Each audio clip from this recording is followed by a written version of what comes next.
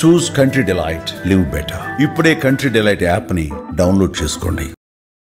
Sigachi chemical ఫ్యాక్టరీకి సంబంధించి మాట్లాడేందుకు సిఐటియు నాయకులు వచ్చారు. ఒకసారి మాట్లాడే ప్రయత్నం చేద్దాం. అన్న చెప్పండి, ఈ సిగాచి కెమికల్ ఫ్యాక్టరీలో జరిగిన ప్రమాదంలో ఇప్పటికే 20 మంది మృతి చెందినట్లుగా కూడా బయటకు వస్తున్న వార్తలు. అయితే మీరేమంటారు దీనిపైన?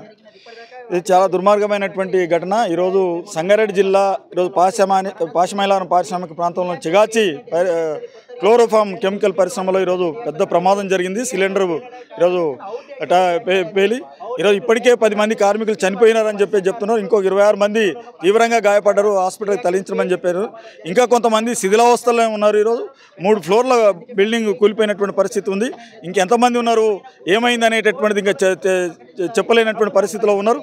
ఇవాళ యాజమాన్యాల యొక్క నిర్లక్ష్యం ఇది పూర్తిగా కనిపిస్తూ ఉంది. కార్మికుల భద్రత పట్టించుకునే పరిస్థితి లేదు. కార్మికులు అంటే ఈరోజు వాళ్ళ భద్రత అంటే కూడా యాజమాన్యాలకు ఈరోజు పట్టనటువంటి పరిస్థితి ఉంది. రోజు రోజుకు అనేక పరిశ్రమలలో ఈరోజు ప్రమాదాలు జరిగినా పట్టించుకునేటటువంటి పరిస్థితి లేదు. అందుకనే ఇవాళ ఈరోజు పూర్తిగా ఇన్స్పెక్టర్ ఆఫ్ ఫ్యాక్టరీస్ నిర్లక్ష్యం కనిపిస్తూ ఉంది. యాజమాన్యాల యొక్క నిర్లక్ష్యం కనిపిస్తున్నటువంటి పరిస్థితి ఉంది. వెంటనే వీళ్ళ మీద చర్యలు తీసుకోవాలి అని చెప్పేసి సిఐటిగా డిమాండ్ చేస్తూ ఉన్నాం. అట్లనే పరిశ్రమలలో భద్రత ఈరోజు కల్పించాలి, నిర్లక్ష్యం వహించినటువంటి యాజమాన్యాలని కఠినంగా శిక్షించాలని డిమాండ్ చేస్తున్నాం. చనిపోయిన కుటుంబాలకు ₹1 కోటి ఎక్స్గ్రేషియా కల్పించాలి. అట్లనే ఇంజూర్ ఉన్నటువంటి కార్మికులకు వాళ్ళని కార్పొరేట్ వైద్యం అందించాలి అని చెప్పేసి సిఐటిగా డిమాండ్ చేస్తున్నాం. రానున్న రోజుల్లో కార్మికుల భద్రత కోసం పట్టించుకోనటువంటి యాజమాన్యాల మీద తప్పకుండా పోరాటం చేస్తామని చెప్పేసి హెచ్చరిక చేస్తా ఉన్నాం. మొత్తం కూడా వలస కార్మికులే ఉన్నారని తెలుస్తుంది. ఆ ఫ్యామిలీస్కి ఏమైనా సమాచారం ఇచ్చిరా? అసలు ఏం జరుగుతుంది, వాళ్ళకి ఏమైనా తెలుసా? అసలు ముఖ్యంగా ఈరోజు కార్మికులు పోతా ఉన్నారు, వలస కార్మికులు పెద్ద ఎత్తున వస్తూ ఉన్నారు. బీహార్, ఉత్తరప్రదేశ్ అనేక రాష్ట్రాల నుంచి ఈ ప్రాంతానికి వస్తున్నటువంటి పరిస్థితి ఉంది. వాళ్లకు కనీస భద్రత కూడా లేనటువంటి పరిస్థితి ఉంది. వాళ్ళు ఈరోజు డ్యూటీ పోతా ఉన్నారు, వస్తూ ఉన్నారు. ఎవరు పట్టించుకునే నాదుడు లేనటువంటి పరిస్థితి కనిపిస్తూ ఉంది.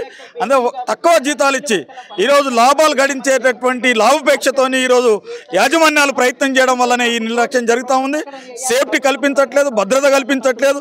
ఈరోజు పనికి మాలినటువంటి టర్బైన్స్ తెచ్చి ఈరోజు పని చేయించడం వల్ల ఈరోజు యాజమాన్యాలు లాభాలు గడిస్తున్నటువంటి పరిస్థితి ఉంది. వీటి పట్ల కూడా ఈరోజు ఎటువంటి నిర్లక్ష్యం మూలంగానే ఈరోజు జరుగుతున్నటువంటి పరిస్థితి కనిపిస్తూ ఉంది.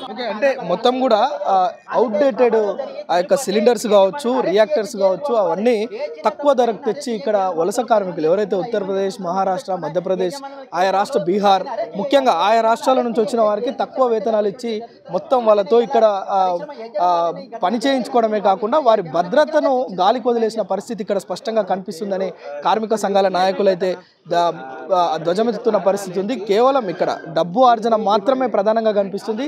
కార్మికులకు సంబంధించిన భద్రత ఏమాత్రం పట్టించుకున్నా ఇంత పెద్ద ప్రమాదం జరిగి ఉండేది కాదని అభిప్రాయాలు వ్యక్తం చేస్తున్నారు. ఏదైతే ఈ ఘటనలో గాయపడిన వారు కావచ్చు, మృతి చెందిన వారి కుటుంబాలకు ₹1 కోటి ఆర్థిక సాయం అందించాలని కూడా డిమాండ్ చేస్తున్న పరిస్థితి కనిపిస్తుంది.